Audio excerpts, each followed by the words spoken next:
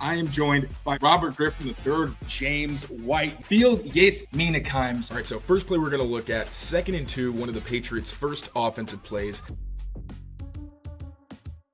Well, after 2 false starts, I don't know if you guys are watching on X or on YouTube, but we are officially live here on a day 2 free agency recap of the Patriots on the Patriots Daily Podcast here on the CLNS Media Network, powered by PrizePicks and powered by a lot of tape study from my good friend Taylor Kyles here today. It's been a long one, but it is time for a recap of everything that happened across the league. And the reason we have to open it up across the league is because the Patriots haven't done anything today. They did spend a lot of money yesterday, as we know. So we'll get into our 24 hours later thoughts on the class today. We'll get into Cooper Kupp being released tomorrow. We'll get into some of the guard market that the Patriots have seemed to be in on. Them not putting in an offer for Nick Westbrook-Ikhine, something that me and Taylor were just bickering about before we actually went live.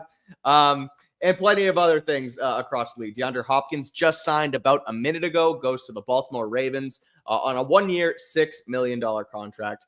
So we'll get into all of it here. It'll be a quicker show, probably a little, half hour, 45, because again, no real Patriots news to break down here. But before we get into it, Taylor, how's your day been? How you feeling after day 2? Did you get any sleep? I know you were all in on the Milton Williams film study, which we'll get to. We'll promo the premium video that's coming out. But how you doing? Are you staying alive here during day 2 of free agency? I think I'm alive. Honestly, Okay. It's kind of nice to come into the chat and see that people got jokes today. I actually did have to mess with my camera because it was off center yesterday and it bothered me in all of our promo. So I fixed that. I'm back in the center of my actual frame. And you know what? Sometimes I do run laps around the room just to give myself, like yesterday. Yesterday, I quite literally made it by the seat of my pants. But Patriots wise, I'm tired. Yesterday was a very, very busy day. And I had a lot to catch up on because I wanted to make sure I could have an educated opinion on these guys. We went through the stats yesterday. That's all well and good, but sometimes stats lie. So being able to dive into the tape made me more excited about some players. Some guys, it kind of confirmed what I thought. Some 1 or 2 guys I was less excited about after watching them than when they signed. But either way, I still came away with the same conclusion that the Patriots got better at every level of their defense. Their offensive line got one key piece, an addition they absolutely needed to make. Mac Hollins, I posted a lot about him today, and I think people saw that as me trying to hype him up, when in reality, he just does a lot of different things, and I wanted to show people what he can do so they know what to expect. So, I still like the moves that they made, especially character-wise, bringing a little bit more grit and an edge, I think, also on the defense and the offense. So, still a good free agency on day 1. I think this is the first quiet day 2 that we've had in recent memory. I certainly can't remember the last time we had this. And also, I know one popular conversation topic has been, they did this, but they didn't address left tackle and wide receiver. And while I understand the frustration, I totally get it. I always counter with, who did you want that they could have feasibly gotten? DK, I get, I understand why people wanted him. I still don't think you're wrong if you did, but we do know the Patriots were of the mindset of, one, maybe not the best fit for what we're building right now. And also they want to make sure they keep their draft capital so they can invest there, which I also don't think is a crazy move. I think you can maybe get better than Metcalf if you, that's actually, I don't know. I'm not going to go that far. But you can still get a quality player. So left tackle, Cam Robinson is still on the market. Really the only guy that you would sign and say he's some level of an upgrade over Vidarian Lowe. Not a ton, but I also think really not. No, but I know statistically they look the same, and I was saying the same thing during the season, which is why I didn't really mention Cam Robinson once we got into offseason talk. But when you watch the tape, it's pretty clear that one guy struggled because one, sometimes the interior of the pocket wasn't great. Sometimes his quarterback didn't always help him out. And also he's going up against the best rushers, and the 12 sacks is a little bit deceiving. I think he didn't look nearly as egregiously bad as I thought while going over some more of his tape during the kind of slow point. Not slow point, there hasn't been one. But I think the Patriots did as much as they could do so far. There's no one that they missed out on that I'm really upset about. Maybe one that we'll talk about a little bit later, but still, good first day, quiet second day. But again, didn't really miss out on anybody too dramatic. Yeah, I'm with you. I think, after a day and kind of letting it settle in, realizing how much, how much money and how much guaranteed money they did sort of spill out yesterday. That's important. And that's something that people haven't expected this team to do. Everyone calls the team cheap. They call the Crafts cheap. They didn't like how Elliott Wolf spent early on in free agency last year. And they kind of put those narratives to bed yesterday, at least for now. Now they did not go get or trade for a top flight wide receiver. T. Higgins is technically still available via trade and is still only on the franchise tag. So that's something, to sit here and kind of monitor. But overall, they do get the big fish in Milton Williams yesterday that across the board, he varied as far as where he ranked across, different websites, whether you look at, NFL Network or PFF or, Sports Illustrated or different places like that. It kind of varied. But at the end of the day, he was a top 10-ish free agent on the market, and the Patriots got him for huge money. They shelled out and they fixed their defense. And then some of the other guys in there, your Robert Spillanes and Harold Landry will help as well. Still looking for the offense, but we will get there. So across the league today, some guys that re-sign or sign. There was obviously the big trade actually as well. Eagles trade CJ Gardner-Johnson for the Texans, who the Texans send out their second offensive lineman in as many days in a trade. I thought that was astounding. It's like, look, I think Caserio has been solid for them, and he was good even here. But CJ Stroud got his ass kicked last year, and he sent out two of his starting offensive linemen. I wonder what their answer is going to be there. Some other moves across the league today. Solomon Thomas agrees to terms with the Cowboys. Kavontae Turpin, re-signs with the Cowboys. Jonathan Allen goes to Minnesota for 3 years at $60 million total, $20 million per. So he's getting 20 a year versus the Milton Williams at 26. I think that's a win for the Patriots, given the age and I guess the outlook on both of those guys. But one of the big ones across the league today, Taylor, is that the Vikings signed Will Freeze, offensive guard, to a 5-year, $88 million contract, looking at around $17.6 million per season. And according to Albert Breer, the Patriots were one of the teams that were in on Will Freeze. So they're clearly remaining in on the guard market because, again, they were in on Will Freeze. Mark Daniels reported that they were in on Patrick McCarry, at least as of yesterday. Joe Tooney, they kicked the tires on a trade for him before the Chiefs sent him to Chicago. So clearly they're still in on improving the offensive line one way or another. Couple guys out there, your Brandon Scherfs of the world, Mekhi Becton, Tevin Jenkins. So maybe they get one of those across the finish line, but whether it is left tackle at Cam Robinson or one of these interior guys, they don't seem to be done at least trying to go get another person to help along the offensive line. Yeah, and I wonder what role they're looking for exactly, because now first, Will Freeze has only played really right guard in the NFL. I think he's moonlighted a bit at left. And it's not the same switching sides as a guard as it is a tackle, because as a tackle, you have an entire side of you that's unblocked, and it can be awkward to really completely transition and play at the same level on that other side. But I was curious about Will Freeze because I don't think you're doing anything with Mike Nwenu. He's Right. not a left guard. We know that. He kind of acknowledged last year that isn't really something in the cards for him.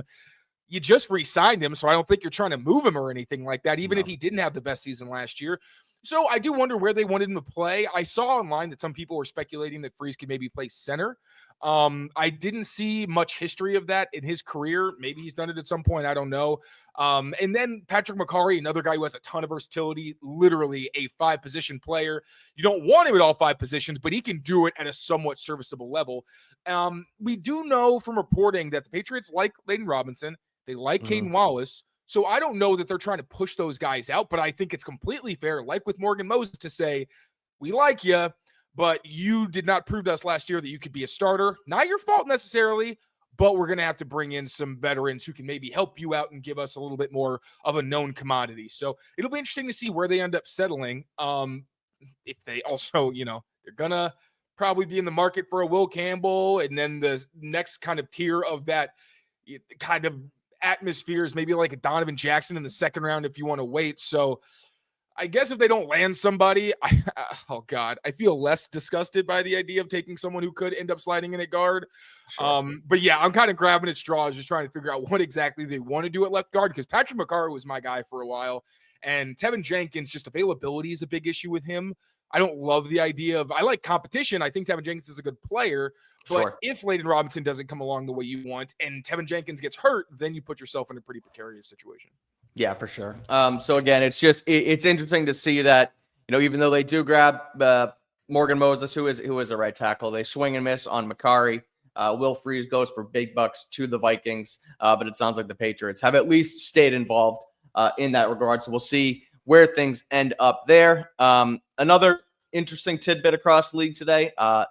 Arizona Cardinals are going to sign Jacoby Brissett, who at one point in this offseason, Taylor, with Josh McDaniels coming back, with Ashton Grant coming in, I thought that there was a chance that Jacoby could potentially come back. He clearly developed a relationship with Drake May. He's worked with McDaniels. He's worked with Grant before.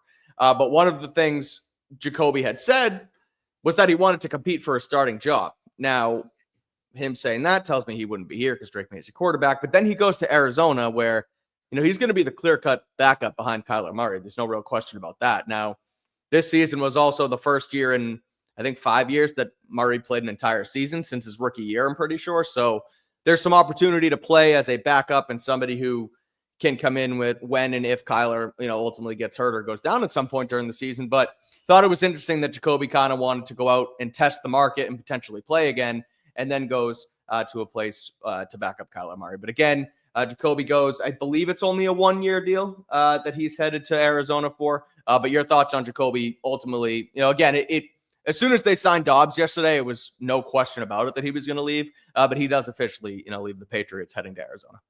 Yeah, so I saw this notification. I was on my walk trying to decompress real quick before the show, so I didn't actually tweet about it until now because I just realized what the connection was. So I'm like, who in Arizona does Jacoby Brissett know? He's been around the league, so I figured it was some branch, but I figured it out. It was Israel Wolfork, I believe his name is their quarterback's coach. He and Ashton Grant were both part of, I believe, fellowship programs and entered the Cleveland coaching staff together. So there's the overlap right there. A little bit of, and I actually watched an interview when I was doing research on Ashton Grant, and he and Wolfork were in the same interview for the Cleveland Browns radio or media network or whatever. And I saw Wolfork actually at the combine, and I was like, oh my God, there's half. Where's Ashton? Where's Grant at? Yeah, right. But yeah, so there's the connection. Good for Jacoby Brissett. The Dobbs signing made sense. Obviously, like you mentioned, Brissett did overlap with McDaniels, didn't overlap with Vrabel. Maybe that was the deciding factor because Brissett made the move after Dobbs was signed. So I wonder if he was considering coming back to New England, if he wanted to cut bait and go somewhere else with better weather and fans that, not just fans, media, but like an entire media ecosystem that didn't, constantly ask him and question him about getting beat to crap every single week. So I've heard great things about Arizona. So very happy for Jacoby. I don't want to say I hope he gets a chance to play because I hope Kyler's healthy, obviously. But I obviously hope him and wish him all the best. For sure. So again, Jacoby goes there. He will not be returning, as if we didn't really think he would be. But he is officially heading to Arizona. Some other news, really around the league. Mike Hughes, cornerback from her first-round pick, I believe, signs with Arizona, 3 years, $18 million. I saw another thing from Breer today. He mentioned it's not anything to dive into, but I thought it was interesting that all three of the top corners on the market, Byron Murphy, Carlton Davis, and Travarius Ward, all signed the exact same contract, 3 years, $54 million. So they all signed the same player. The same player, not exact, but like very similar. Same AAV. I'm pretty sure when we were looking it up yesterday, they all came out in the same draft class. DJ Reed was in that mix as well, 2018. So, but Patriots don't fill another cornerback position yet today, which it doesn't really bother me. I think they'll still be in the market at some point eventually. Leonard Floyd gets cut by the San Francisco 49ers and heads to the Atlanta Falcons. And there was one more. Javon Holland ends up signing with the New York Giants for some big bucks that he was kind of expected to make. So that is sort of the day 2 recap. Day 3 is going to be an interesting one. We'll get into that in just a few minutes. We'll talk Cooper Kupp, who is expected to be released tomorrow if a trade does not come to fruition. We'll talk about the new league year officially opening and a bunch more of that. But first, a quick word from our friends over at PrizePicks. We'll be right back. PrizePicks is the best place to get real money sports action. With over 10 million members and billions of dollars in awarded winnings, PrizePicks has made daily fantasy sports accessible to all, and all you got to do is pick more or less on at least 2 players for a shot to win up to 1,000 times your cash. So run your game all season long on PrizePicks. They now offer Venmo, Apple Pay, MasterCard, and more for quick and easy deposits into your account this sports season. And the second half of the basketball season is officially here, and the race to the playoffs is heating up on PrizePicks. So don't miss your chance to cash in as the league's best fight for playoff positioning. You think LeBron James will get more than 24 points? You think Giannis will get more than 35? Cook up those hot takes with your friends and win real money this basketball season. All you got to do is sign up on the PrizePicks app today, download the app, and use that code CLNS. You get $50 instantly after you play your first $5 lineup. Again, download the app and use code CLNS to get $50 instantly after you play your first $5 lineup. PrizePicks, run your game. That is PrizePicks. Thank you to PrizePicks, as always, for sponsoring this episode of Patriots Daily. Head over there, use code CLNS, $50 instantly after you play your first $5 lineup. Celtics return to the court later on this week. They are off tonight, but we will do our best to cook up some new lineups. And if you want to join us again, head over the app, use that code CLNS. I am heading into a fantasy baseball draft, Taylor, directly after this. I'm sure you love fantasy baseball, and I'm not in the league. One of my it's an 8:15 draft with my friends from college, and one of my friends said he was going to pregame our fantasy draft by watching our Patriots Daily podcast. He just texted me and said, "Tell Taylor I love his avatar poster behind him." So big fan. Man of taste. He is. He loves your new backdrop, just like everybody else here on the watching in Patriots Daily. We do have a couple new members here. We have Commander Ray became a new YouTube member today, so shout out Commander Ray, and shout out Lewis as well. So 2 guys coming in the clutch during today's show. I mentioned earlier that Taylor did a ton of good stuff today behind the scenes, including putting together a brand new Milton Williams film breakdown, which is a part of the membership tiers. So you know what? Before we get into the rest of it, let's actually give you guys a sneak peek of what Taylor put together today. It'll be a quick 30-second clip. We'll tell you about the tiers, and if you do decide to join, you will get the full-length Milton Williams film breakdown. So here's a sneak peek of what Taylor put together today. I'm not going to lie. They had us in the first half. After agreeing to terms with the Carolina Panthers, former Eagles defensive tackle Milton Williams decided to pivot to the Patriots after being offered a 4-year deal worth $104 million, making him the 3rd highest paid defensive tackle by average annual value and the highest paid Patriots player by average annual value in team history.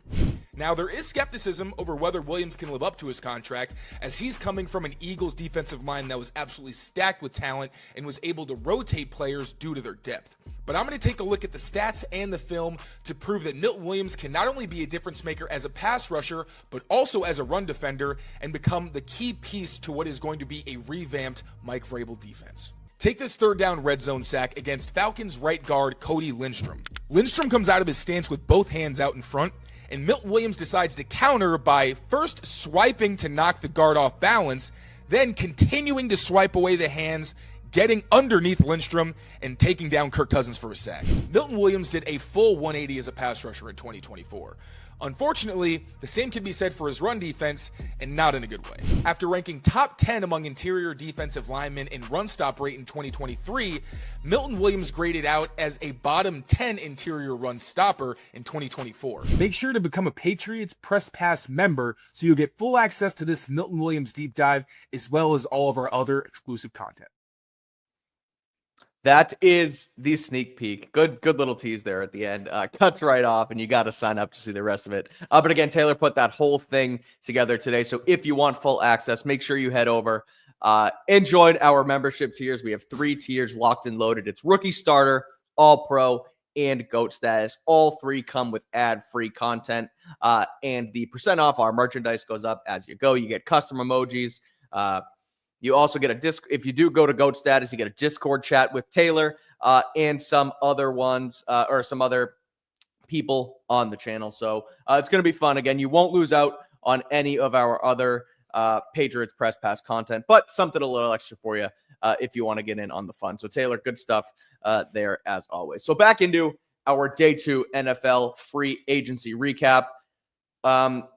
We'll do a little segment on Cooper Kupp in just a second, but leave him off for a minute. I know we talked a little bit about Cam Robinson, but who else is out there? And you can loop Cam Robinson in as well, that you could see or would like to see the Patriots sign here moving forward, whether it's a bigger fish that hasn't moved yet. Is Cam Robinson really the number one guy you have your eyes on? And I guess just, where should the Patriots be going moving forward into tomorrow? I think one position that we need to talk about is kicker, especially because it sounds like Joey Sly will not be coming back to New England. So I'm pulling it up right now on Over the Cap. Nick Folk, I don't know if he'd want to come back to New England after everything that happened. They trade him so he can be closer to his family. I don't know if he'd want to do that again. But obviously, did play for Vrabel. Mike Vrabel, played with Josh McDaniels, obviously on the same team for a while. So that could be interesting.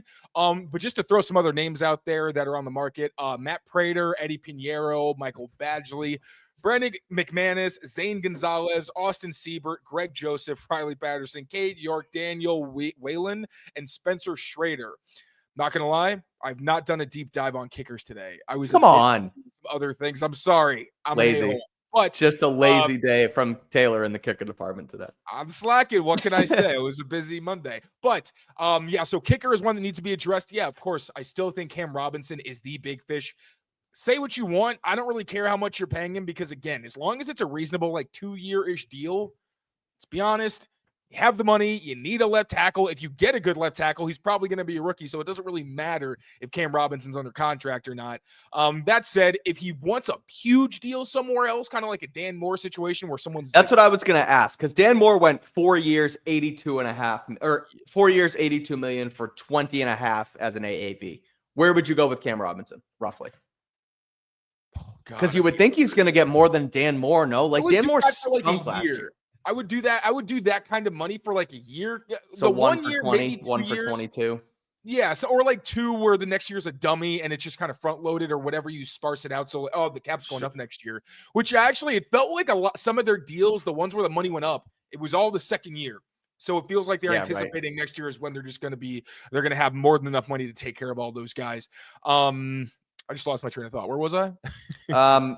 Cam Robinson, what you would pay him, and if there's any other guys in that market as well. Cam Robinson, it wouldn't be any kind of long-term deal, but I'd pay him because I don't think Dan Moore is so much better than Badarian Lowe that you got to lock him in for 4 years. I was thinking 3 for above probably market price for decent money, sure. That's why I don't think anybody was too upset about the Dan Moore signing. It was getting pushed back before it even happened. And then left guard, again, Tevin Jenkins is the name that really stands out. Don't know.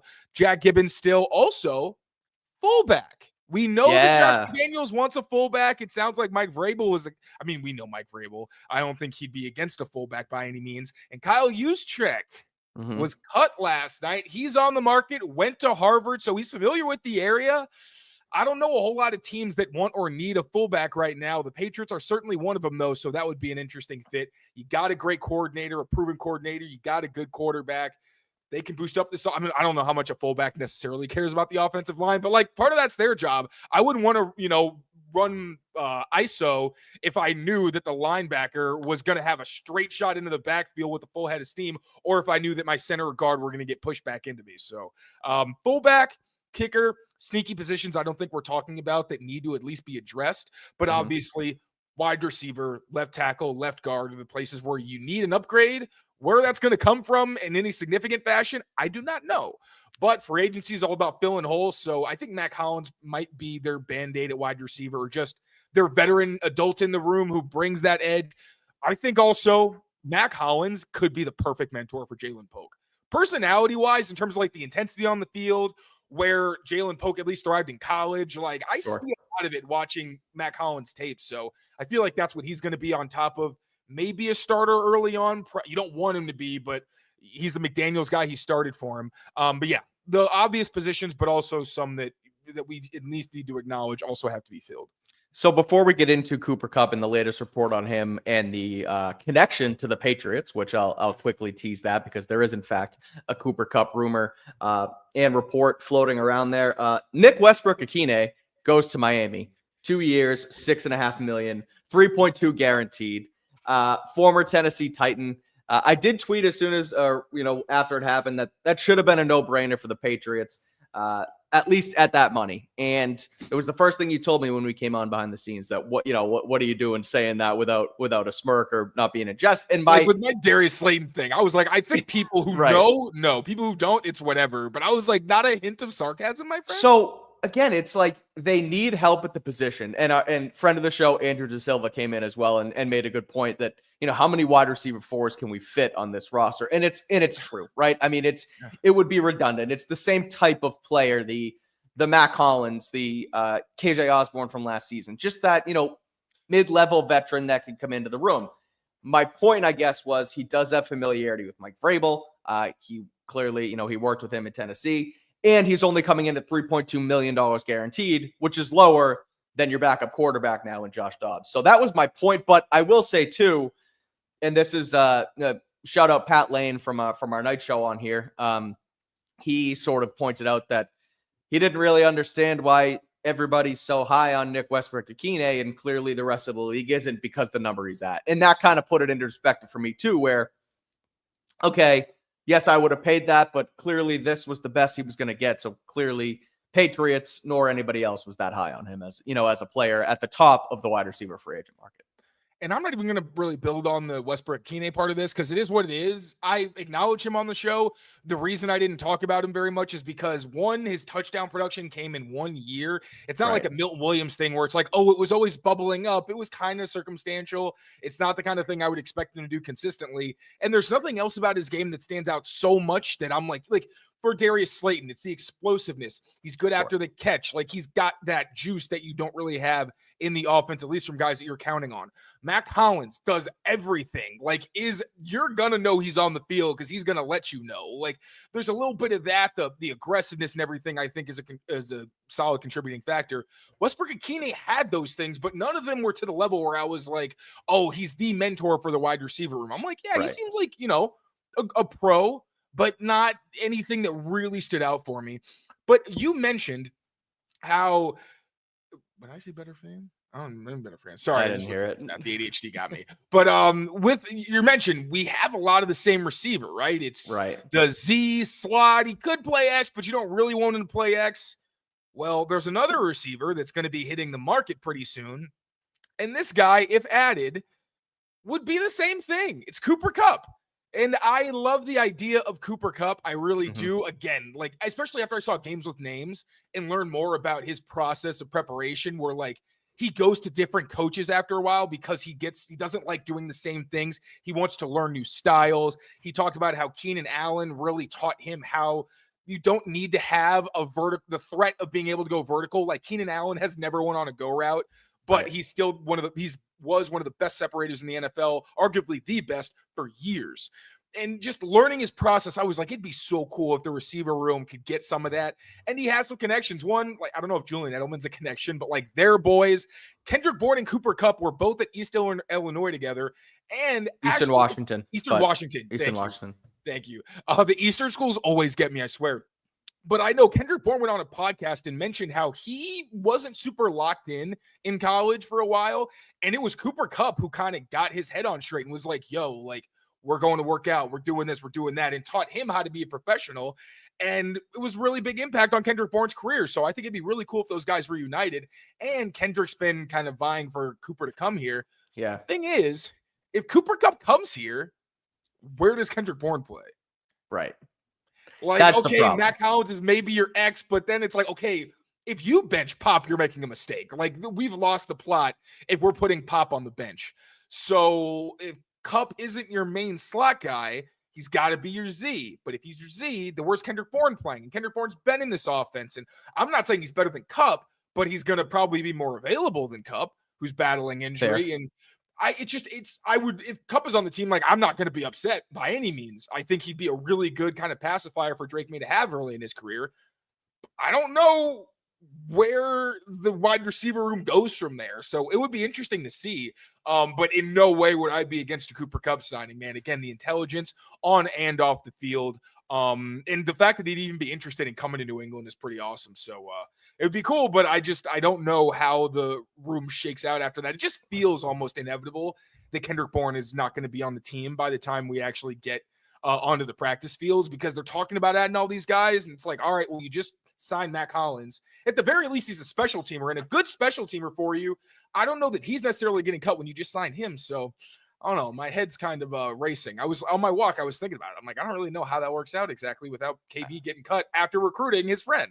I know he would recruit him. And according to Andrew Callahan, friend of the Patriots press pass realm here, you can check out his Pat's Interference pod here on the channel. He wrote a story about Cooper Kupp potentially coming here today. He writes in the Herald, according to a league source, Kupp is curious about the prospect of playing in New England and has shared that curiosity with some close to him. He also notes that Kupp has personal and professional connections to the Patriots, starting with ex-teammate and fellow wideout Kendrick Bourne.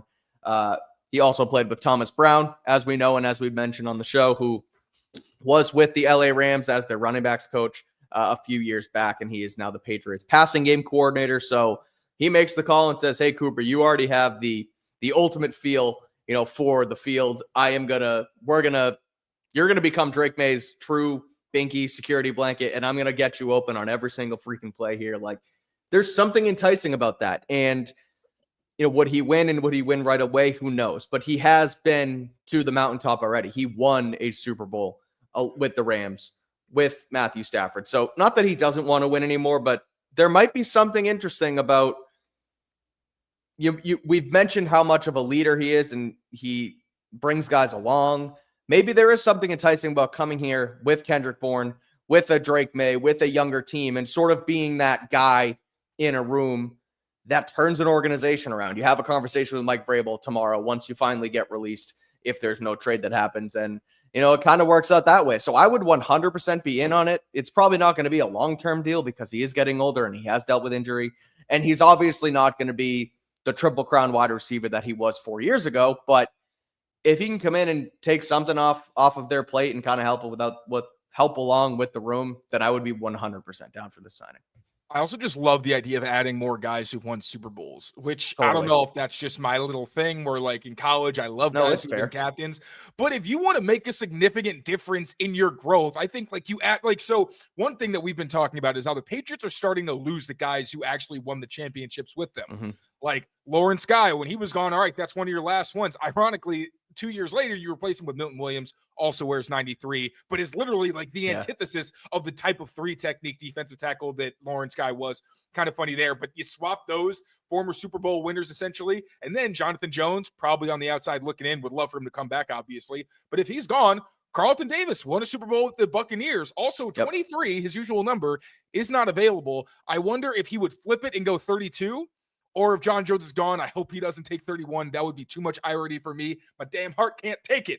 But Cooper Kupp coming in and giving the offense somebody, again, who has won a championship. You have Austin Hooper, who's been to the big game, but I think it's different to actually have won it and also being Cooper Kupp. Like, Milton Williams is an exciting signing, but he's only been Milton Williams for like a year. Carlton Davis is highly respected. Jamar Chase said that he was actually the toughest opponent he faced when they played each other back in like 2021 or 2022. So that's been quite a little bit of time. But yeah, I'm all for it. There's no real downside with Cooper Kupp there's no downside. If he doesn't play for you a ton, you probably signed him knowing that was going to be the case because you did the medicals on him and you know what his body looks like. That's kind of where I was going to take this, is there isn't truly a downside unless they guarantee way too much money and can't get out of it. But I don't think that's going to be the case because he doesn't seem to have a market. Nobody has traded that mid to low round pick for him yet.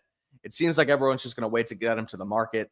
And if you can win that battle and don't have to give anything up, again, I'm all for it. It makes too much sense. They will, load that contract in with the injury guarantees. And I'm sure that whole thing, I don't see this being a major problem. And it just seems like a win-win, obviously a win for the Patriots. But if Kupp wants to come here and rejoin Kendrick, then it feels like a no-brainer. So we will see what happens there. That is sort of the big news we're waiting for tomorrow because although it's been a crazy 48 hours, the NFL's new league year has not even begun yet. It officially opens at 4 o'clock tomorrow. That is when the clock hits 4 o'clock, everybody can start signing and make things happen. That's when Cooper Kupp can officially be released. That's when Aaron Rodgers will likely get released. So that's something to watch out for as well. Here's one more thing. Cooper Kupp can't wear number 10 here with Drake May. Does he go back to his 18, which he first wore with the LA Rams in his rookie year? Or where does he go there? Because can he take 18? I don't think they're going to retire it for Matthew Slater, but it would be interesting for him to take it just 2 years later. Nobody wore it last year. To be fair, right? Brady's the only player where they really didn't give out his number. I think like Jules got like 11 was pretty quick in the rotation. I think 87 was immediate. Didn't it immediately go to freaking like Matt Sokol or something? Or maybe like, was it Lacoste? Sokol wore it. Lacoste wore it, I think, too. No, who was 80? Oh my God, who was it? Someone wore it. 85. That was 85. Trey Nixon wore it. Yeah, but like they were giving out all those numbers. So, I mean, he could take 18 if he wants it. I don't think Matthew Slater is going to be too pressed. Like they didn't do it for D-Mac or Jules. Right. Those are his boys. So he probably, he's a very level-headed person. I'm sure he'd understand. Yeah.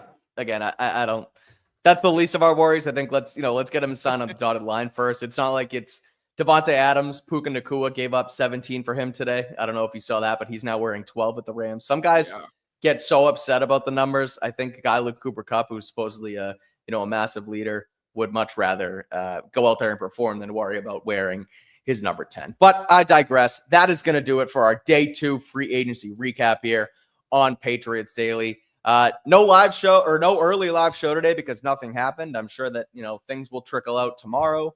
I would think the Patriots will be a little bit more active. So we'll keep you updated here. Maybe a live show early, maybe a recap back at 7 o'clock. Nonetheless, we'll keep you posted and we'll be back here at some point to talk free agency. So thank you for joining us. We will see you soon. Hopefully the Patriots make some more moves tomorrow that we can talk about. But until then, take care of yourselves, take care of each other, and we will see y'all next time. Peace out, everyone. Bye.